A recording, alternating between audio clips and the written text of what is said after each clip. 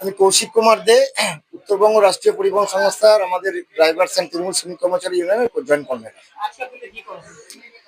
দেখুন, আমাদের কর্মসূচি হচ্ছে আজকে ছিল যে সেটা হচ্ছে আগামীকালকে আমাদের রায়গঞ্জ বিধানসভা কেন্দ্রের যে সম্মানীয় প্রার্থী শ্রী কৃষ্ণ কল্যাণী মহাশয়ের সমর্থনে আমাদের সম্মানীয় অগ্নিকন্যা বাংলার জননেত্রী মমতা বন্দ্যোপাধ্যায় রায়গঞ্জে আসবে।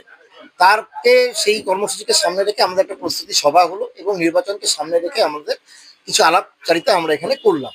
তার কারণটা হচ্ছে যে আপনারা জানেন যে আজকে বেশ কিছুদিন যাবৎ ভারতীয় জনতা পার্টি এবং নির্বাচন কমিশন তারা যৌথভাবে আজকে পশ্চিমবাংলার এসআইআর এর নাম করে তারা কয়েক লক্ষ বৈধ ভোটারকে তারা বিশ্বব্রহ্মাণ্ডে বিলীন করে দিয়েছে।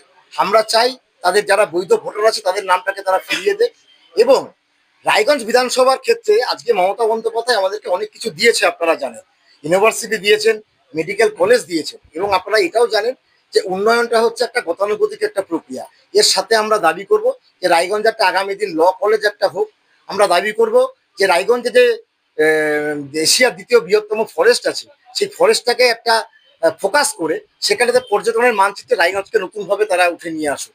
এবং দ্বিতীয় আরেকটা আমাদের প্রস্তাব থাকবে, সেটা হচ্ছে যে ড্রেনেজ সিস্টেম এবং ট্রাফিক সিস্টেম এই দুটো ক্ষেত্রেই আগামী দিন যাতে মমতা বন্দ্যোপাধ্যায় মাস্টার প্ল্যানের মাধ্যম দিয়ে রায়গঞ্জকে আরো উন্নততর নিয়ে যেতে পারে এবং green city, clean city, smart city যাতে আমরা আগামী দিনে উপহার দিতে পারি, এর জন্য আমরা মমতা বন্দ্যোপাধ্যায়ের কাছে দাবি রাখবো, যা আমরা কৃষ্ণ কল্যাণীর মাধ্যম দিয়ে বিধানসভায় পৌঁছে দিতে চাই।